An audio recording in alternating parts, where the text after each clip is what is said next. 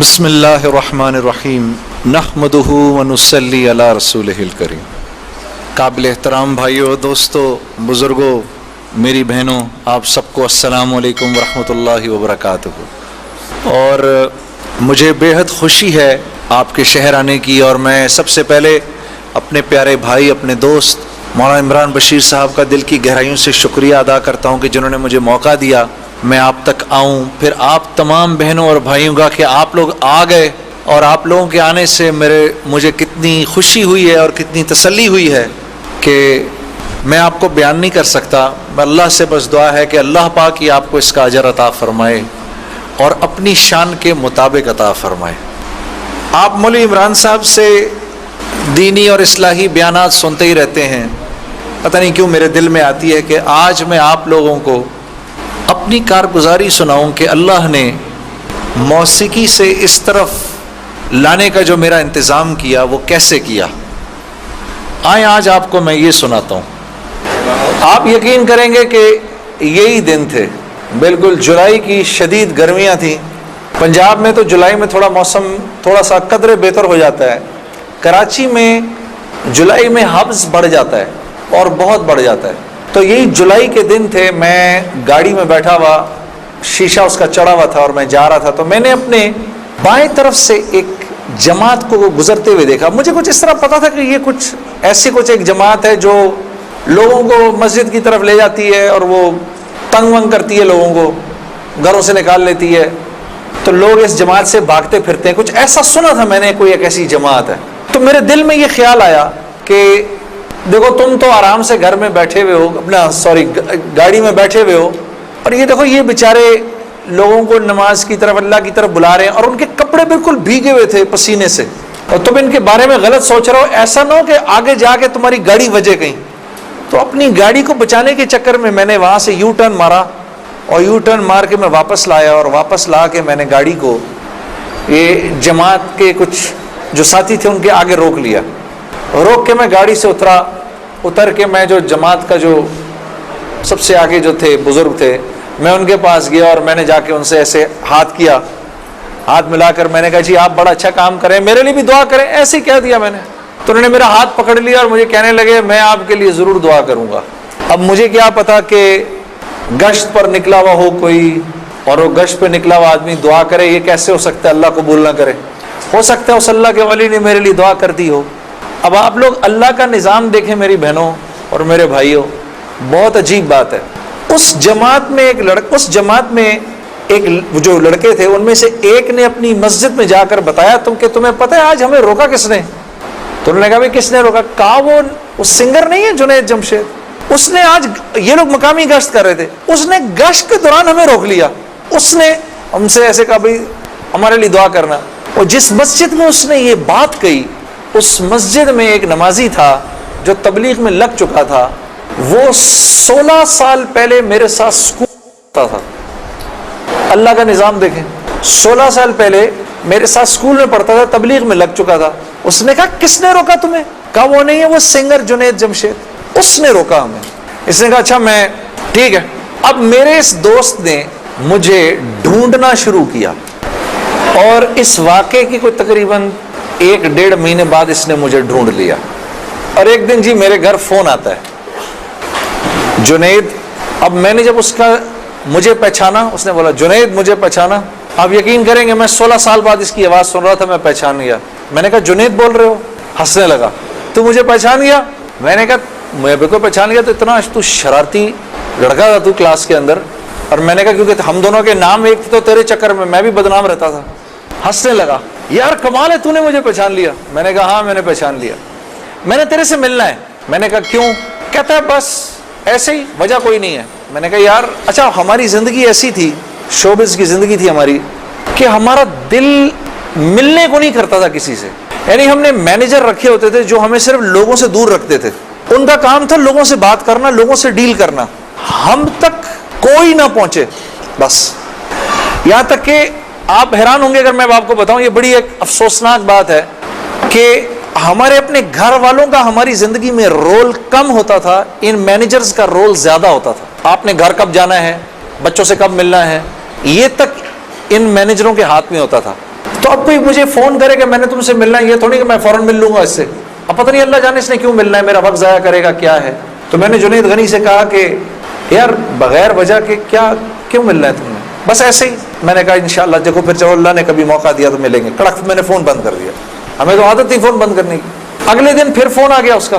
میں نے اب کیا کام ہے، کام کوئی نہیں، ملنا ہے کیوں، یار کوئی وجہ نہیں مل لیتے ہیں. میں نے کہا یار وقت نہیں ہے، فون پہ بات کر لو. نہیں فون پہ کام کوئی نہیں ہے. کڑک فون پر ایک دفعہ ہوا، دو دفعہ، اب اس کا میں ہیلو سنتا تھا، فون بند کر دیتا تھا.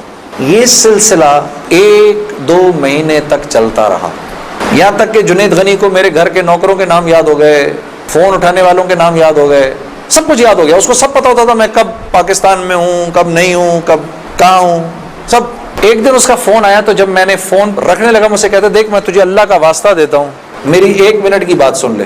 میں نے بولا بولو. میں ابھی عمرہ کر کے آیا ہوں تو میں مدینے اور مکے کی کھجوریں اور زمزم اور یہ کچھ چیزیں لے کر آیا ہوں، یہ لے لے میرے سے، پھر اس کے بعد میں چلا جاؤں گا. کتنی دیر کے لیے آؤ گے تم؟ 5 منٹ کے لیے. میں نے کہا ہاں 5 منٹ. جنید غنی یاد رکھنا 5 منٹ. دوپہر کو مجھے یاد ہے 3:30 بجے ابھی تک پلاننگ ہوئی. جنید غنی صاحب آئے. اب میں نے جب جنید غنی کو دیکھا تو میرا تو دماغ ہی چکرا گیا. کیا دیکھتا ہوں، سفید لباس ہی جیسے مولوی صاحب نے پہنا ہوا ہے، سر پہ پگڑی، اتنی بڑی داڑھی، اوپر واسکٹ پہنی ہوئی اس نے، پائنچے اس کے اوپر. میں نے کہا جنید غنی یہ تجھے کیا ہو گیا؟ کہتا ہے مجھے کیا ہو گیا، میں کیا کہوں تجھے کیا ہو گیا. میں نے کہا یہ تیرا حال تیرے جیسا ہے شیطان، یہ اتنا بڑا بزرگ بنا ہوا، آؤ بیٹھو میرے پاس. آیا میرے پاس بیٹھا، اس نے مجھے کھجوریں دیں، زمزم دی، جانماز دی، اور پورے 5 منٹ میں کہتا ہے میرے 5 منٹ پورے ہوئے اب میں چلتا ہوں. میں نے کہا نہیں اب بیٹھ جاؤ مجھے بتاؤ یہ سب کیا ہے. پھر مجھے کہنے لگا چل چھوڑ اس کو یار، اسکول کی بات کرتے ہیں. میں نے کہا اسکول چھوڑو، مجھے بتاؤ یہ کیا ہے، یہ کنہوں نے تمہارا حال کیا. یہ مجھ سے کہنے لگا مل لو ان سے. میں نے کہا ہاں میں نے ان سے ملنا ہے، میں نے ان سے ملنا ہے. آپ سوچو کوئی آدمی تبلیغ والوں کے چنگل میں پھنس جائے. ہاں تو مجھ سے کہتا ہے کل سے ہمارا اجتماع شروع ہو رہا ہے، میرے ساتھ اجتماع پر چلو. میں نے کہا میں چلوں گا. تو میں کل تمہیں پک کرنے آؤں گا، صبح کے وقت پک کرنے آؤں گا. آپ یقین کرو 5 منٹ کے لیے آیا تھا، 3.5 گھنٹے میں نے بٹھا کے رکھا اس کو اپنے پاس. میں اس سے باتیں سنتا رہا، جنید غنی کیا، پھر کیا ہوا، پھر کیا ہوا، پھر کیا ہوا، کیا ہوا، کیا ہوا. آخر میں نے کہا میں تمہارے ساتھ اجتماع پر چلوں گا. خیر جی میں تیار ہو گیا. میں نے اپنی نئی صاف ستھری جینز نکالی، میں نے ٹی شرٹ نکالی، لمبے لمبے میرے بال تھے. ہاں میں تیار ہو گیا جس طرح میرا خیال تھا بہترین طریقے کا تیار ہونے کا، میں ہو گیا تیار. اب جب میں وہاں پہنچا، اترا، میں نے جا کے اجتماع دیکھا تو میں نے دیکھا کہ ہر آدمی شلوار قمیض میں، ہر آدمی کے سر پہ ٹوپی. تو میں نے جنید غنی سے کہا جنید غنی سن، یہ مجھے کوئی مار وار تو نہیں دے گا ادھر ہے، کوئی میرا کوئی قتل وتل تو نہیں ہو جائے گا میرا؟ کہتا نہیں ہم لوگ مارنے والی پارٹی نہیں، ہم لوگ کھلانے والی پارٹی ہیں. میں نے کہا اچھا لے جاؤ مجھے اندر. پھر اب میں اندر جانا شروع ہوا اجتماع گاہ میں، تو میں نے دیکھا کہ لوگ ایک دم اکٹھے ہونا شروع ہو گئے. پیچھے سے مجھے آوازیں آئیں، ارے یار یہ تو جنید جمشید ہے یار. کو 2-4 آوازیں آئیں، ابھی یہ ادھر کیا کر رہا ہے؟ تو مجھے یہ بات بری بھی لگی ہلکی سی، کیا مطلب بھائی کہ تم بہت بڑے مسلمان ہو، میں نہیں آ سکتا کیا؟ خیر میں اندر گیا، اندر جا کر بیٹھا تو میں نے دیکھا ایک مجمع سب پہنچ گیا ملنے کے لیے، دیکھنے کے لیے. جو بھی جنید غنی نے مجھے بٹھایا تم ادھر ہی بیٹھو یہیں پر، اور میں ابھی ایک صاحب کو لے کر آتا ہوں. خیر یہ مجھے بٹھا کر چلا گیا. اتنی دیر میں ایک نوجوان لڑکا، یہ جیسے بھائی لوگ بیٹھے ہیں اپنے، 18-19 سال کا، یہاں سے بیچ میں سے راستہ توڑ کے میرے پاس آ گیا. مجھے آ کر کہتا ہے جنید بھائی نماز پڑھتے ہیں آپ؟ تو میں اس کو ایسے دیکھنا شروع ہو گیا. اب میں نے کہا کیا جواب دوں میں اس کو، ہاں بولوں کہ نہیں بولوں، سچ بولوں کہ جھوٹ بولوں؟ دیکھتا رہا اس کو، دیکھتا رہا، لیکن اندر ہی اندر نا مجھے غصہ آنا شروع ہو گیا کہ اب یہاں یہ ہوگا، اگلا پوچھے گا آپ قرآن پڑھتے ہیں کہ نہیں پڑھتے ہیں، پھر اگلا پوچھے گا آپ روزے رکھتے ہیں نہیں رکھتے ہیں، آپ نے حج کر لیا. مطلب یہاں اب میری کیا اب یہاں پر کیریکٹر اسیسینیشن ہوگی کیا؟ میں ابھی یہاں پر کیریکٹر اسیسینیشن کروانے آیا ہوں، اپنی کردار کشی کروانے آیا ہوں میں یہاں پر. تو میں نے وہ لڑکا جو ساتھ بیٹھا تھا، میں نے کہا یار اس کو بولو جنید غنی کو یہ مجھے غلط جگہ لے آیا، وہ میں یہاں سے جا رہا ہوں ابھی. وہ بھاگا گیا اس کے پیچھے، اس کو لے کر آیا. جنید غنی نے کہا کیا ہو گیا یار جنید کیا ہو گیا؟ میں نے کہا یار کچھ نہیں. تو وہ کہتا ہے یہ ابھی ایک لڑکے نے آ کے پوچھا تھا ان سے آپ نماز پڑھتے نہیں پڑھتے ہیں. تو جنید غنی نے کہا تو نے اس لڑکے کو آنے کیوں دیا؟ اتنا غصے ہوا وہ اس پہ. میں نے جنید غنی کو ٹھنڈا کیا, میں خود بھی تھوڑا ٹھنڈا ہوا. میں نے کہا یار کیوں ناراض ہوتا ہے, وہ لڑکا بات تو صحیح کر رہا تھا نا کہ نماز پڑھنی تو چاہیے مجھے. تو اس نے جو جملہ بولا نا مجھے, وہ مجھے آج تک یاد ہے. جنید غنی نے جو جملہ بولا, اس نے کہا جنید ہم کیوں نہیں پوچھتے کہ تم نے کیوں نہیں کیا, ہم تو ترغیب دیتے ہیں, اس کے بعد اللہ سے دعا کرتے ہیں کہ اللہ وہ نیکی کرنے کی توفیق دے. ہاں وہ آج بھی مجھے وہ بات یاد ہے. اللہ پاک یہ مجھے بھی عطا کرے کہ ہم کسی سے یہ نہ کہیں بھائی تم نے کیوں نہیں کیا یہ, بلکہ نیکی کی ترغیب دیں اور پھر اللہ سے رات کو دعا کریں اللہ میرے اس بھائی کو میری اس بہن کو توفیق دے وہ اس نیکی کو کر سکے. پھر میں نے کہا جنید غنی کو چل چھوڑ یار, میں ادھر ہی بیٹھا ہوں, میں کہیں نہیں جا رہا. اب جنید غنی صاحب نے ایک صاحب کو بلایا, ان کا نام تھا ڈاکٹر بلند اقبال. ابھی جب میں شان رمضان ابھی شان رمضان کر رہا تھا نا, یہ ابھی کچھ پچھلے رمضان میں, تو ڈاکٹر بلند اقبال صاحب بڑے عرصے بعد مجھے ملنے آئے. میں ملا ان سے, بڑی خوشی ہوئی. میں نے ان کو یاد کرایا وہ واقعہ جو میں اب آپ کو سنانے لگا ہوں. تو ڈاکٹر بلند اقبال صاحب میرے سامنے آ کے بیٹھ گئے. اور ڈاکٹر بلند, اب تبلیغ والوں کا بہن میں ذرا سا آپ کو بتاؤں کہ تبلیغ والے نا اب وہ سامنے والے کو جانتے نہیں ہیں, لیکن اس کو اللہ کی دعوت تو دینی ہے.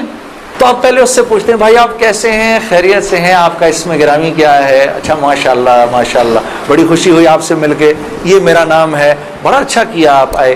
پھر باتوں باتیں پوچھتے ہیں کہ آپ کیا کرتے ہیں. تو میرے سے بھی انہوں نے پوچھ لیا, تو جنید صاحب آپ کیا کرتے ہیں, تو میں چپ کر گیا. میرے سے نا اب میں ان کی شکل دیکھوں, میں نے کہا اب تک مارنی پڑی تو اب پڑے گی. اب جو میں نے بتایا نا میں کیا کرتا ہوں, تو میرے چہرے کے بدلتے ایکسپریشنز دیکھ کے نا جنید غنی نے ان سے کہا ارے ڈاکٹر صاحب آپ اس کو نہیں پہچانتے, یہ وہ ہے نا جس نے دل دل پاکستان گایا ہے. ڈاکٹر صاحب کہتے ہیں ارے واہ واہ واہ واہ واہ واہ واہ واہ, مسلمان کی تو شان ہی یہی ہے, جس کام کو کرتے آگے بڑھ جاتا ہے. میں نے کہا یہ آدمی ٹھیک آدمی ہے,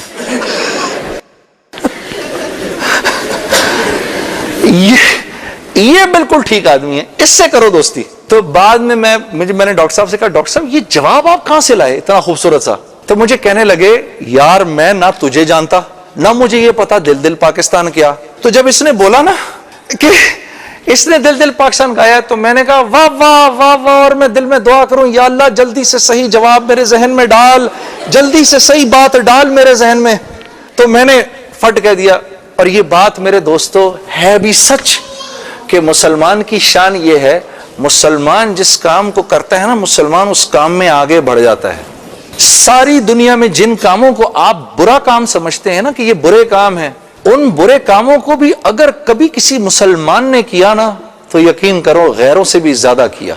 ہاں یقین کرو, مسلمان ایک عجیب امت ہے, ہم سے بہتر کوئی نہیں. کنتم خیر امہ, بس یہ ہر لائن سے بہترین امت ہے. جس کو اللہ ہی کہہ دے تم بہترین ہو تو پھر ہمیں دوسروں سے پوچھنے کی کیا ضرورت ہے کہ ہم اچھے ہیں کہ برے ہیں.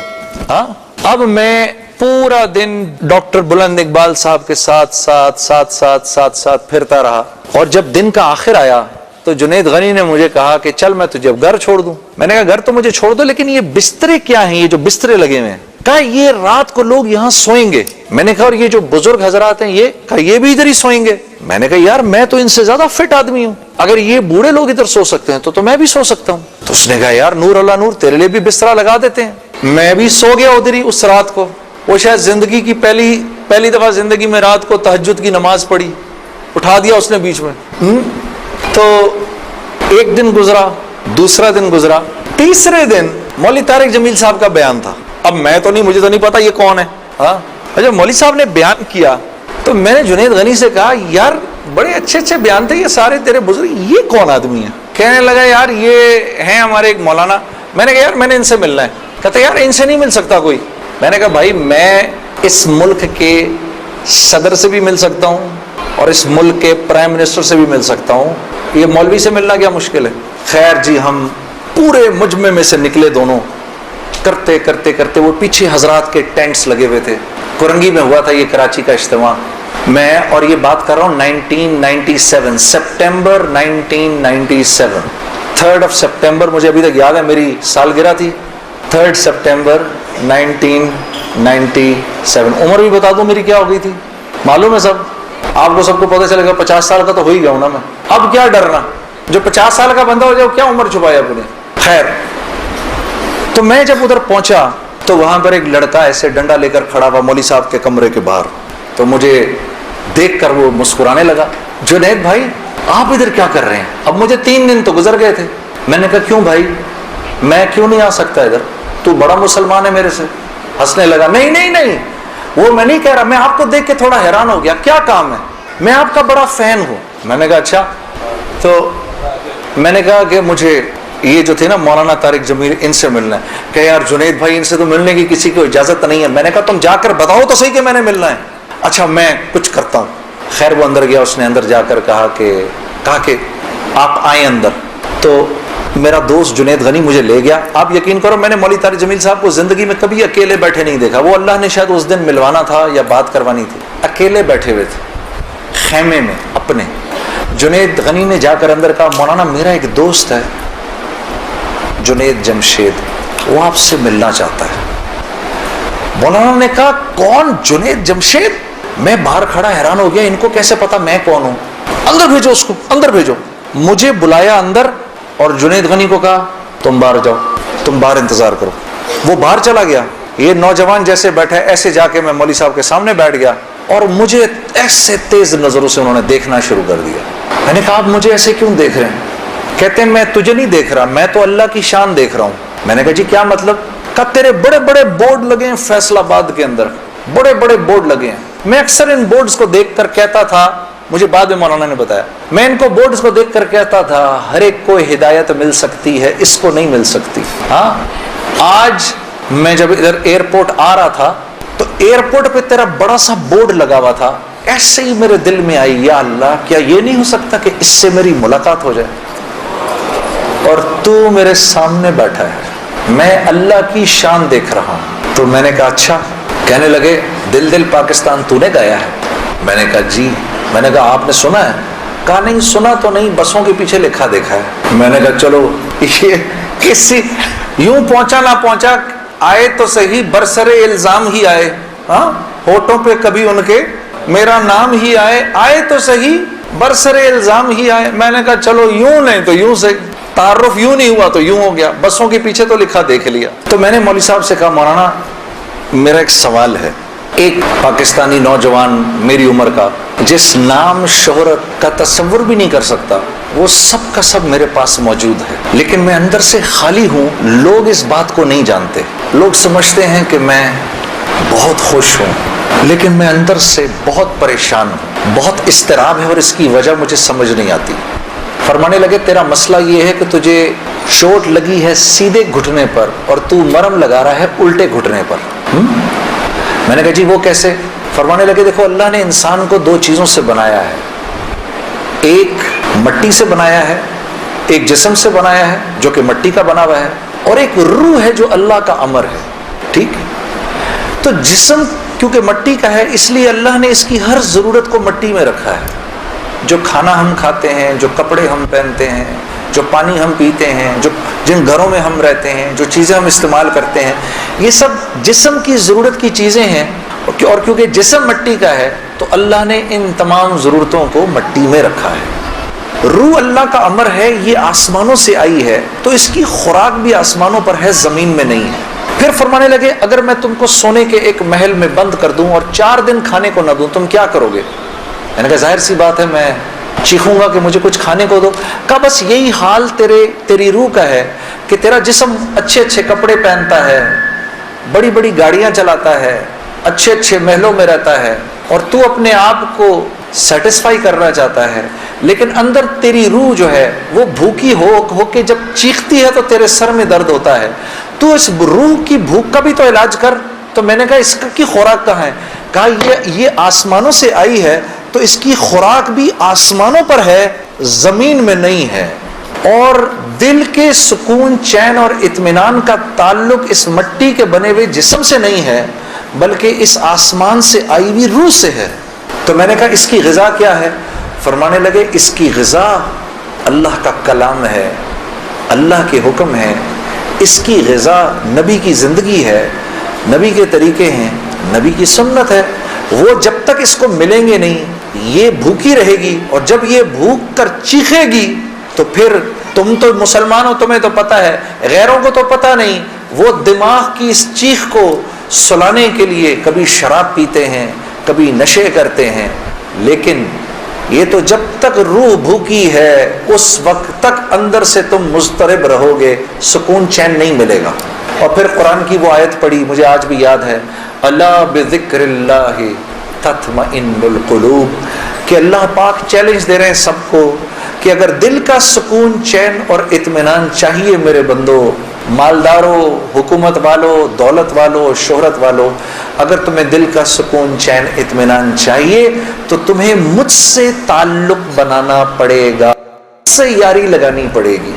مولانا کی یہ بات سن کر میں تو پہلے ہی پریشان تھا، 3 دن سے بیان سن رہا تھا، میں تو دھاڑے مار کے رونا شروع ہو گیا، روتا رہا بڑے دیر تک۔ پھر جب مجھے تھوڑا سا چین آیا تو میں نے کہا مولوی صاحب اس کا مطلب کیا ہے، میری پوری زندگی برباد ہو گئی؟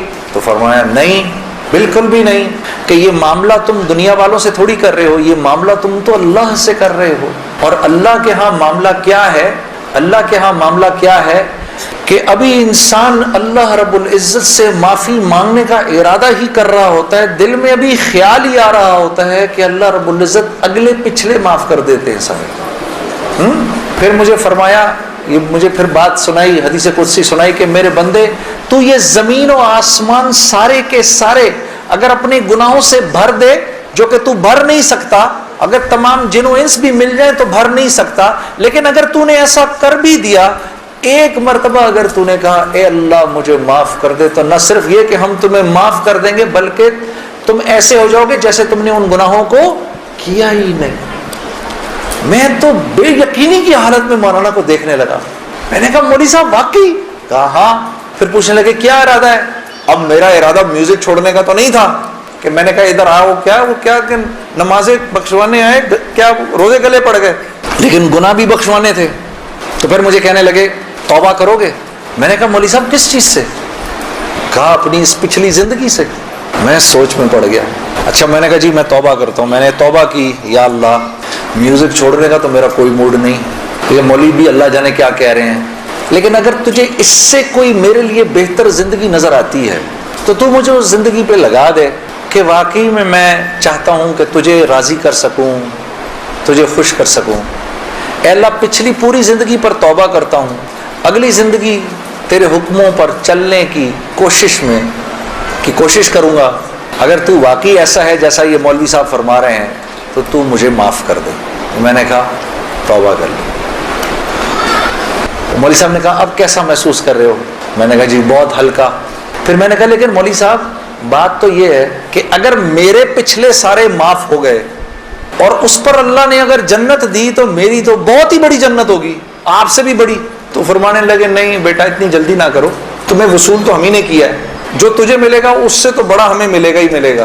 ہاں لیکن میں نے کہا مولوی صاحب، اور بہنیں اس بات کی تصدیق کریں گی، موسیقی تو روح کی غذا ہے کہ نہیں؟ ہاں یہ سیالکوٹ کی خواتین یقین کرو پورے ملک کی پہلی بہنیں ہیں جو کہہ رہی ہیں نہیں، ورنہ اگر کسی نے نہیں بولا تو چپ ضرور رہی ہیں، سارے مردوں نے بولا ہے موسیقی روح کی غذا نہیں ہے۔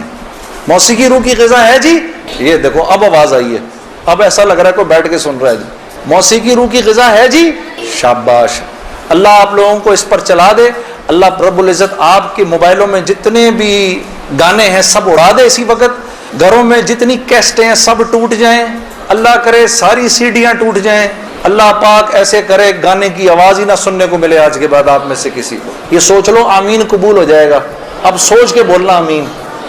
تو مولوی صاحب نے مجھے کہا کہ نہیں، موسیقی روح کی غذا نہیں ہے، موسیقی نفس کی غذا ہے۔ موسیقی کس کی غذا ہے؟ نفس کی، یہ واقعی نفس کی غذا ہے، اور یہ ایسا زہر ہے، یہ جب اندر جاتا ہے تو پتہ ہی نہیں چلتا کہ نقصان کتنا کر گیا ہے۔ ٹرائی نہ کرنا، لیکن آپ کہیں جا کر اللہ کی بات سنیں، اس کے بعد جا کر 5 منٹ کا گانا سنیں، ساری صفائی ہو جائے گی، سب اندر ساری صفائی ہو جائے گی۔ میں یہ نہیں کہ بعد میں مجھ سے لوگ پوچھتے ہیں حلال ہے حرام ہے، اس کے لیے تو یہ مولوی بیٹھے ہوئے ہیں نا، ان سے پوچھو۔ میں آپ کو وہ بتا رہا ہوں جو ہوتا ہے، کہ یہ انسان کو بے باک کر دیتی ہے۔ مجھ سے کسی نے پوچھا بھائی اپنے ملک کے لیے گانا، میں کبھی اپنے ملک کے لیے گانا وہ ایک اور چیز ہے، میں ان گانوں کی بات کر رہا ہوں جن کو عام طور پہ لوگ سن رہے ہوتے ہیں بازاروں میں، ہاں، اور پھر کہتے ہیں اس کے سننے میں کیا ہے؟ ارے یار میں کیا بتاؤں آپ کو کیا ہے، خدا کی قسم اگر وہ زندگی اس زندگی سے بہتر ہوتی مجھے کیا تکلیف تھی. مجھے ایک ساتھی کہنے لگا اب تو آپ کے لیے اس زندگی کی طرف جانا بڑا مشکل ہے. میں نے کہا کوئی مشکل نہیں، گلا تو وہیں کا وہیں ہے، گا سکتے ہیں، لیکن اب اس زندگی کی طرف جانے سے بہتر لگتا ہے کہ میں آگ میں چھلانگ مار دوں، کہ وہ اس قدر خطرناک زندگی، وہ اتنی ایک، یقین کرو پوری، صرف گانا نہیں ہوتا، وہ ایک پوری زندگی ہے، وہ ایک پوری زندگی کا نام. جیسے یہ ایک پوری زندگی کا نام ہے نا، صرف دعوت کے 2 بول نہیں ہیں. ہاں میرے دوست مجھ سے لڑتے تھے، یار تو ادھر گانا گا ادھر جا کے اذان دے دے. ارے میں نے کہا نہیں ہوتا، ایسے نہیں ہوتا بھائی. گانا گانے والے کو تو اذان کی آواز سے نعوذ باللہ نعوذ باللہ نعوذ باللہ کراہیت آتی ہے. مجھے یاد ہے ہم کانسرٹ کر رہے ہوتے تھے اور مغرب کی اذان اگر ہوتی تھی، یقین کرو وہ، کیونکہ وہ تو دعوت کے بول ہیں نا، ادھر تو ایک غلط کام ہو رہا ہے نا، وہ تو دعوت کے بول ہیں. وہ دعوت کے بول جب ہمیں سنائی دیتے تھے تو ہمارے سینے کو پھاڑ کے نکل جاتے تھے. ایسے تھوڑی ہوتا ہے، یہ کوئی کھیل مذاق ہے کیا، یا یہ کوئی ٹی وی کا پروگرام ہے کہ جس میں ایکٹنگ ہو رہی ہے کہ نہیں بھئی ادھر جا کر اذان دے دی، ادھر جا کے گانا گا دی، ادھر جا کے اذان دے دی. ایسے نہیں ہوتا. اور پھر اللہ کے نیکی کے کام کرنے کی تو اللہ کی طرف سے توفیق ملتی ہے میرے دوستوں. ہاں عمل صالح کرنے کی تو توفیق ملتی ہے. یہ ایسی تھوڑی کو میرا مطلب ہے خالہ جی کا کھیل ہے کہ 95% نماز نہیں پڑھ رہا اور 5% نماز پڑھ رہا ہے. کیوں ہے ایسا؟ سب کیوں نہیں پڑھ رہے؟ من جانب اللہ توفیق ملتی ہے. خیر جی میں کھڑا ہوا، میں نے کہا اچھا مولانا آپ سے وعدہ تو کر لیا. میرے دوستو میں باہر نکلا سوچتا ہوا، میرے اندر آپ یقین کرو ایک تلاطم برپا ہو گیا. ہاں ایسی میرے اندر ایک خیر و شر کی نا جنگ شروع ہو گئی، ایسے کر ایسی جنگ راتوں کوٹ جاتا تھا میں، اور پوری رات بیٹھا رہتا تھا، ایسے جانماز کھول کے میں بیٹھ جاتا تھا، سوچتا رہتا تھا میں کیا کرنے لگا ہوں.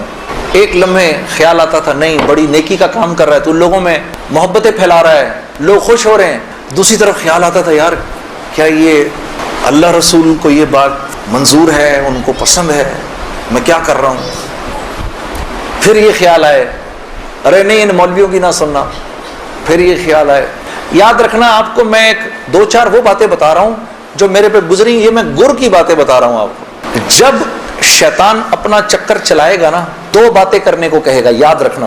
پہلی بات یار یہ تبلیغ والوں سے اب ملنا مت، مولانا سے بات نہ کرنا، ملنا مت.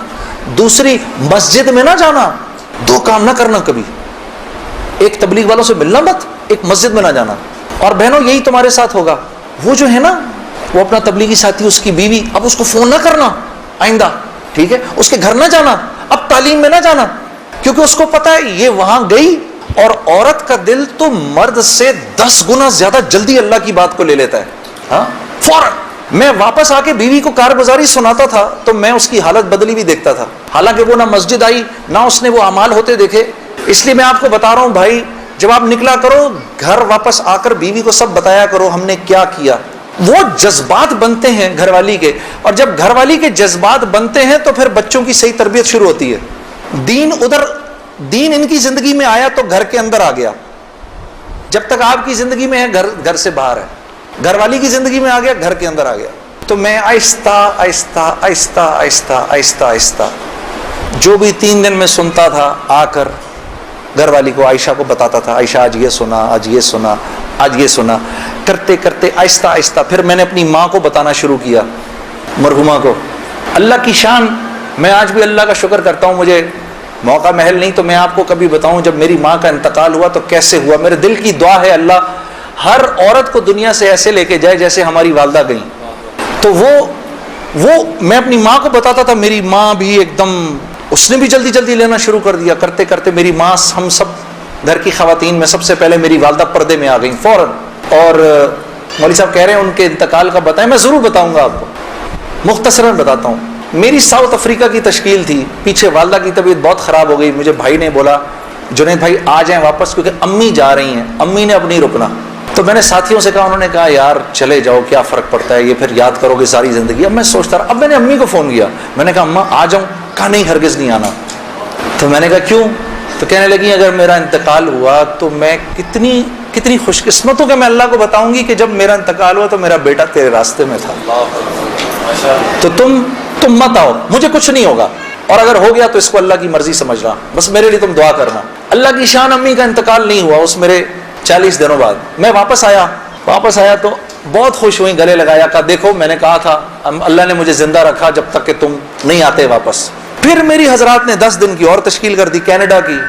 تو میں نے کہا اماں پھر 10 دن کے لیے بھیج رہے ہیں, جاؤں نہیں جاؤں؟ نہیں چلے جاؤ نا, تو بالکل ٹھیک ہوں. میں نے کہا جی ٹھیک ہے. میں جس دن گیا ہوں اس دن ہم ٹورانٹو میں مرکز میں بیٹھے ہوئے تھے, تو وہ پوری ٹورانٹو کی شورا سامنے بیٹھی ہوئی تھی. میرا بیان تھا. بیان کے دوران ایسے موبائل پڑا ہوتا ہے, میں نے رکھا ہوا تھا کہ بہن کو بولا ہوا تھا کہ اگر اماں کو کچھ ہو مجھے فوراً بتا دینا. میرا موبائل بند ہو گیا, میں سمجھا خراب ہو گیا, اب وہ چلے ہی نہ کسی طرح سے. خیر میں نے اس کو چھوڑے رکھا, میں بات کرتا رہا. تو جب میں عشاء کی نماز پہ کھڑا ہوا تو پیچھے سے ساتھیوں نے آ کے بتایا کہ والدہ کا انتقال ہو گیا. میں نے بہن کو فون کیا, کیا ہوا؟ کہتی ہے کہ ابھی فجر کی ہم نے نمازیں پڑھی ہیں, فجر سے تھوڑا سا پہلے انتقال ہوا ہے. اور 2-2:30 بجے اس امی نے بلایا میری بیوی کو, اور میری بیوی کو بلا کے بولا کہ بیٹا دیکھو میں نے تو ساری زندگی تمہیں بیٹی کی طرح رکھا, لیکن میں ساس ہوں, کمی بیشی ہو سکتی ہے, تو اگر کچھ ایسی ہوئی ہو تو مجھے معاف کر دینا. تو میری وائف نے کہا امی آپ کیسی باتیں کر رہی ہیں, مجھے تو کبھی خیال بھی نہیں آیا اس بات کا, آپ نے مجھے اس سے کم سمجھا ہی نہیں. پھر میری بہن سے کہا کہ تم بیٹا مجھے لگتا ہے میں آج چلی جاؤں گی, مجھے سورہ یاسین سناؤ. تو میری بہن نے ان کو سورہ یاسین سنائی. تو میری بہن کہتی ہے کہ آنکھیں بند کر کے لیٹ گئیں اور مجھ سے کہا کہ اب سورہ رحمان سناؤ. تو سورہ رحمان پڑھتے پڑھتے میری امی نے آنکھیں کھولیں, اور آنکھیں کھول کے میری بہن سے کہا کہ منیزہ یہ دیکھو یہ کس قدر ایک حسین عورت تمہارے ساتھ کھڑی ہوئی ہے, ذرا اپنے اس طرف دیکھو کتنی حسین عورت کھڑی ہے تمہارے ساتھ, بیٹا یہ مجھے لینے آئی ہے. تو میری بہن کہتی ہیں کہ اماں یہاں تو کوئی نہیں کھڑا. نہیں, اس کے پیچھے دیکھو, اس کے پیچھے بھی کچھ لوگ کھڑے ہیں. تو میری بہن کہتی ہے کہ میں نے کہا اماں تو چلیں پھر کلمہ پڑھیں, پھر آپ کے جانے کا وقت ہے. کہا اپنے ابا کو بلاؤ جلدی سے. تو میرے ابا آئے اور میرے ابا کو کہا کہ دیکھیں میں نے ساری زندگی آپ کی عزت کا خیال رکھا, میرے لیے بس وہ نمبر 1 چیز تھی, اس میں اگر کوئی کمی بیشی ہوئی ہو تو مجھے معاف کر دیجیے گا. میں اب جا رہی ہوں. کلمہ پڑھا اور آنکھیں بند کر لی. اس طرح گئیں وہ. اللہ پاک ہر عورت کو ایسے جانے کی توفیق عطا فرمائے دنیا سے. ہمیں سب کو اللہ پاک ایک خوبصورت موت عطا فرمائے کہ ہم دنیا میں ایک خوبصورت موت ہی تو کمانے آئے ہیں. ہاں, کہ جب ہم یہاں سے جائیں, میری اللہ سے دعا ہے یا اللہ اس مجمع میں جتنے مرد اور عورت بیٹھے ہیں جب اس دنیا سے جائیں تو یا اللہ وہ ان کی زندگی کا سب سے خوبصورت دن ہو. ہاں خیر میرے دوستو, ایک تبلیغ کے کام میں گرتا پڑتا جو بھی تھا. مولوی عمران سے میری اسی وقت دوستی ہو گئی. اس کی اس وقت شادی بھی نہیں ہوئی تھی, اس کی داڑھی بھی تھوڑی تھوڑی نکلی ہوئی تھی. یہ مرکز میں مجھے نظر آتا تھا, بہت پیارا سا نوجوان. اس کو بھی میرے سے تھوڑی سی محبت ہو گئی, میری بھی اس سے محبت ہو گئی. نئی چیزیں مجھے وظائف وغیرہ بتاتے رہتے تھے. ایک وظیفہ اس نے مجھے بہت پہلے بتایا تھا, وہ مجھے آج دن تک یاد ہے. یا معزو, جو بھی 41 دفعہ جمعے کے دن مغرب کی نماز کے بعد پڑھے گا, اللہ اس کو اتنی عزت عطا فرمائیں گے کہ لوگ جب اس کا نام لیں گے تو دانتوں میں انگلی ایسے داب لیں گے. اللہ نے اتنی عزت دے دی اس آدمی کو. ہاں, یا معزو, اور یاد رہ جائے سب شروع ہو جاؤ, سب پڑھ لو انشاءاللہ. اس کو کرتے کرتے میں نے آخر ارادہ کیا چلو جی میں اب 4 مہینے لگاتا ہوں. اب 4 مہینے پہ جانا چاہیے, کیونکہ دیکھو تبلیغ میں جب تک 4 مہینے کا کورس نہیں کریں گے اس وقت تک جو ہے وہ بات سمجھ میں نہیں آئے گی. داڑھی کبھی بڑھے گی, کبھی چھوٹی ہو جائے گی. ہاں, کبھی سر پہ ٹوپی آئے گی, کبھی اتر جائے گی. 4 مہینے لگانے ضروری ہوتے ہیں, ٹھیک ہے, کام کو سمجھنے کے لیے. کیونکہ پہلے 40 دن جو ہے وہ دنیا کا جو ہے نا وہ رنگ اترتا ہے پہلے 40 دن میں. ہاں, زنگ اترتا ہے پہلے. پھر اگلے 40 دن کے اندر تبلیغ کا تھوڑا رنگ چڑھتا ہے. پھر اس سے اگلے 40 دن میں کچھ اللہ کی معرفت نصیب ہوتی ہے, کچھ تعلق بنتا ہے جا کر. پھر اگر وہ جڑا رہے تو پھر اللہ اس کو سوسائٹی پروف بنا دیتا ہے, اس کے اوپر لوگوں کی باتوں کا اثر نہیں ہوتا. ہاں, پھر ایسے لوگ جہاں بھی جاتے ہیں ماحول بن جاتا ہے, خود بخود ہی ماحول بن جاتا ہے. اب میں نے ارادہ کیا جی 40 دن لگانے ہیں, میں اور 40 دن کا 4 مہینے لگانے ہیں. میں نے اپنے دوست کے ساتھ مل کے ارادہ کر لیا. خیر وہ ہم کمزور, ہم نے مئی جون میں نکلنا تھا, مئی جون آیا, وہ تو نکل گیا, میں نہیں نکلا. ایک دن اس کا مجھے فون آتا ہے, یہ ہے جی 16 اکتوبر کی بات 2001. اس کا مجھے فون آیا, جنید بھائی السلام علیکم, میں 4 مہینے لگا کے آ گیا. میں نے کہا ہیں 4 مہینے ہو گئے؟ کہا ہاں ہو گئے, گزر گئے. کتنے ہی 4 مہینے گزر گئے زندگی سے. میں نے کہا 4 مہینے گزر گئے. کہتا ہے لیکن مجھے پتا نہیں میرے 4 مہینے کیسے لگے, ضائع ہی ہو گئے. میں نے کہا وہ کیسے؟ کہا میں 4 مہینے کے لیے اپنے ابا کو ساتھ لے گیا جنید بھائی, وہ بیمار رہتے تھے, ان کا پیشاب پخانہ مسجد میں نکل جاتا تھا بستر میں. یقین کرو روزانہ جنید بھائی میں نے کچھ نہیں کیا, صرف اپنے باپ کا پیشاب پخانہ صاف کیا. 4 مہینے. اس کی اس بات نے مجھے اندر سے ہلا دیا. کسی انسان کو اپنے باپ کی ایسی خدمت کرنے کا موقع ملا ہو, ہاں, اور کہتا ہے پتہ نہیں میرے 4 مہینے تو کیا ہی لگے, میں تو سارا وقت باپ کی خدمت ہی کرتا رہا 4 مہینے. اور 4 مہینے کے بعد وہ آیا ہے اور اس کے باپ نے اس کو گلے لگا کے بولا بیٹا تیری وجہ سے میرے 4 مہینے لگ گئے. 2 دن بعد باپ کا انتقال ہو گیا. ہم خود جنازے میں تھے 2 دن. میں نے ارادہ کر لیا جی میں جا رہا ہوں 4 مہینے کے لیے. بیوی کے پاس گیا, میں نے بولا سنو میں 4 مہینے کے لیے جا رہا ہوں. کہتی ہے کب؟ میں نے کہا کل. کہتی ہے آپ جائیں میں پیچھے سے زہر کھا لوں گی. میں سوچ رہا ہوں یار یہ چانس لیا جائے نہ لیا جائے, موقع تو بہت اچھا ہے. میں نے مولوی طارق جمیل صاحب کو فون کیا. میں نے کہا مولوی صاحب بیوی کہہ رہی ہے میں نے 4 مہینے کے لیے جانا ہے, تو اگر تو گیا تو میں زہر کھا لوں گی. کہتے ہیں یار میرا 30 سال کا تجربہ, یہ اتنی بیوقوف نہیں ہے ان میں سے کوئی بھی. تو ایسے کر آج رات کو کھانے کے وقت نا ایک نوالا توڑ کے اس کے منہ میں ڈال دے. میں نے کہا مولوی صاحب یہ نہیں میری بیوی نوالا توڑ کے میرے منہ میں ڈالے, نہیں تو نوالا توڑ کے اس کے منہ میں ڈال. اب یار دیکھو میرے والد صاحب ہیں پٹھان, ماں ہندوستانی ہے, والد صاحب تو پٹھان ہے. اب پٹھان اپنی بیوی کے منہ میں نوالا ڈالے, ہاں ویسے ہی ایک شرم آتی ہے اتنی, لیکن ہم ویسے ہی شرم آ رہی ہے. میں کہا کس طرح کروں گا میں؟ ہم بیٹھے ہوئے میں کھانے پہ بیٹھے, مجھ سے کہہ رہی ہے آپ کھا کیوں نہیں رہے؟ میں نے کہا کھاتا ہوں. آخر میں نے دعا پڑھی جل تو جلال تو صاحب کمال تو آئی بلا کو ٹال تو, نوالا بنا کے بیوی کے منہ میں ڈال دیا. وہ ایسے جھیپ سی گئی. یہ کس نے سکھایا آپ کو؟ میں نے کہا مولوی طارق جمیل صاحب نے. مجھے تو پہلے ہی پتا تھا کہ یہ ہونا کچھ نہیں اس سے. کہتی ہے ویسے آپ کی پوری تبلیغ میں نا ایک وہی آدمی ٹھیک ہے. کام کیا ہے آپ کو؟ میں نے کہا یار مجھے جانے دے 4 مہینے کے لیے.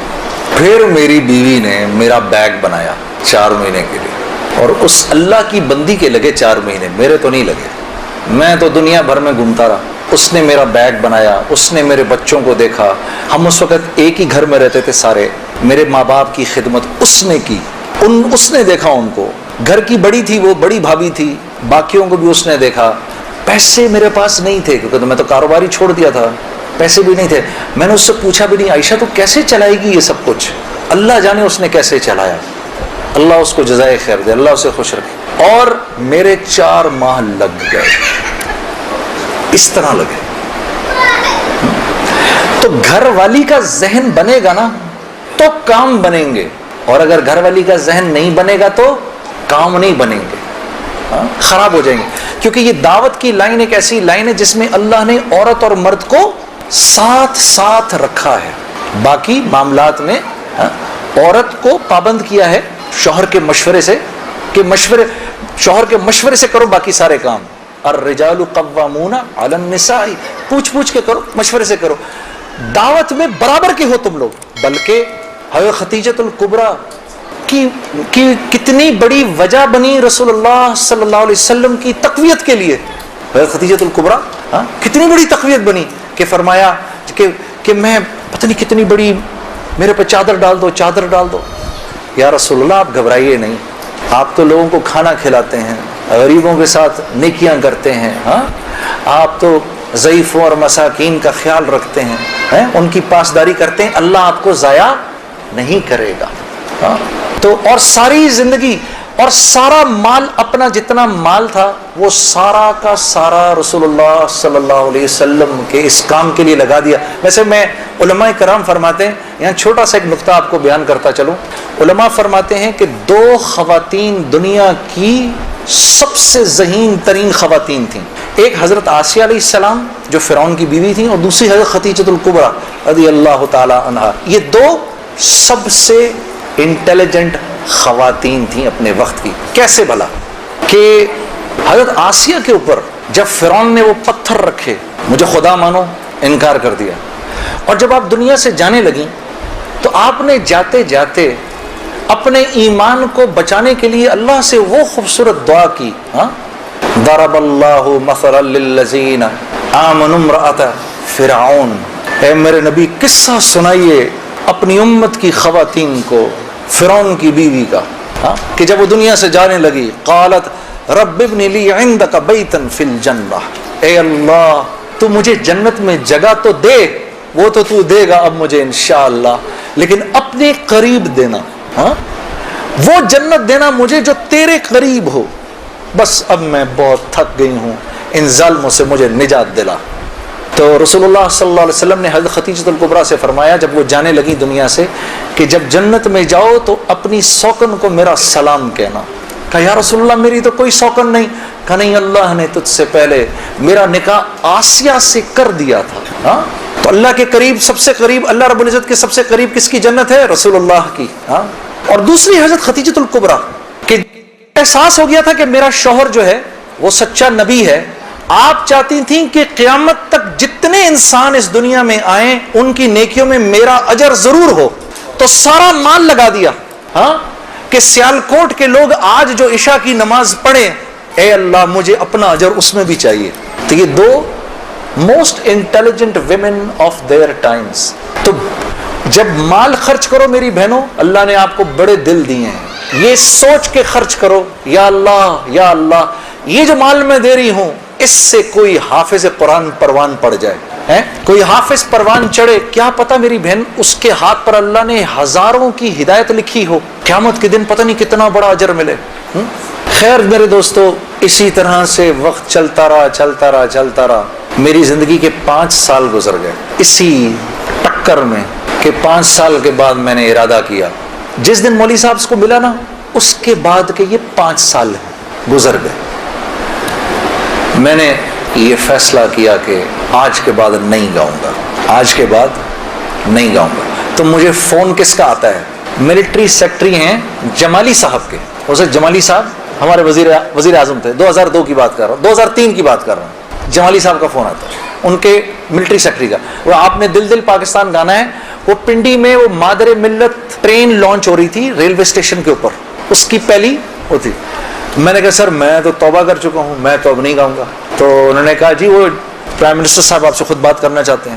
پرائم منسٹر صاحب بڑے پیارے, بہت نفیس جمالی صاحب, ایک دم کہنے لگے جنید صاحب وہ بے نظیر بھٹو صاحبہ کا ٹائم آیا تو آپ نے گایا, نواز شریف صاحب کا ٹائم آیا آپ نے گایا, اب جب ہمارا ٹائم آیا تو آپ نے توبہ کر لی. میں نے کہا سر ضرور گاؤں گا لیکن میری ایک شرط ہے. جی فرمائیے. میں نے کہا وہاں میں اعلان کروں گا کہ آج آخری بار گا رہا ہوں, آپ کو منظور ہے؟ ہاں جی مجھے منظور ہے. ان کے ساتھ آئے ہوئے تھے وہ انفارمیشن منسٹر اپنے شیخ رشید صاحب, اس وقت انفارمیشن منسٹر تھے. شیخ رشید صاحب کا چلہ لگا ہوا ہے بائی دا وے, اور ان کا چلہ 1970s میں لگا ہوا ہے. اگر کبھی ان کے چلے کی کارگزاری سنے بڑا ایمان بڑھتا ہے. وہ اس وقت کے رائمنڈ کے قصے سناتے ہیں جب رائمنڈ میں ہم بیٹھے ہوئے ہوتے تھے اور ٹرین سامنے سے نظر آتی تھی. مجھے وہ اس وقت کے قصے سناتے ہیں اپنے. اللہ نے شیخ رشید صاحب سے دعوت کی لائن کے بڑے خیر کے کام لیے. آپ کو پتہ ایک مرتبہ اسلام آباد میں اجازت نہیں مل رہی تھی اجتماع کی اجازت نہیں مل رہی تھی. ایک دفعہ حالات خراب تھے, اللہ نے یہ کام ان سے لیا. یہ گئے اس وقت کے پریزیڈنٹ صاحب کے پاس, پرویز مشرف صاحب کے پاس. میں گارنٹی لیتا ہوں انشاءاللہ کچھ نہیں ہوگا سر, ان کو کرنے دیں. میں نے کہا سر آپ نے تو ایک ہی دفعہ ایسا چھکا مارا ہے, پتہ نہیں کتنا بڑا اجر ملا ہوگا. 3 لاکھ بندہ جمع ہوا, 3 دن اللہ کی بات ہوئی, وہاں کیا کیا بات ہوئی, سینکڑوں جماعتیں نکل گئی, سب آپ کے کھاتے کے اندر. بڑے خوش تھے یہ بات سن کر, واقعی مجھے ملا ہوگا. میں نے کہا سر آپ نے تو وہ چھکا مارا ہے کہ ہم میں سے کسی کو ہی ملنا ہوگا. یہ شیخ رشید صاحب بیٹھے ہوئے تھے, وہ مجھے دیکھ کر بڑے خوش ہو رہے تھے. مجھے نہیں پتا تھا کہ یہ خود بھی تبلیغی ہیں. تو یہ دونوں حضرات بیٹھے ہوئے تھے. میں جب جا رہا تھا ادھر ایسے آسمان کو دیکھتا ہوا جا رہا تھا, یا اللہ اوپر سے آسمان کھول کے تو کہہ دے جنید کوئی بات نہیں تو گا لے. میں زندگی بھر مولوی عمران بشیر, طارق جمیل صاحب کسی کی نہیں سننی میں نے. اس کے بعد ایک مرتبہ کہہ دے. میرے دوستو یقین کرو آسمان نہیں کھلا, اور میں ریلوے اسٹیشن پہنچ گیا. وہاں جا کر جی ہم نے آخری مرتبہ دل دل پاکستان گایا اور واپس آ گیا. زندگی اب تو 8:45 بج گئے, چلو اب بات یہاں تک ہی رکھتے ہیں. اللہ آپ لوگوں کا بیٹھ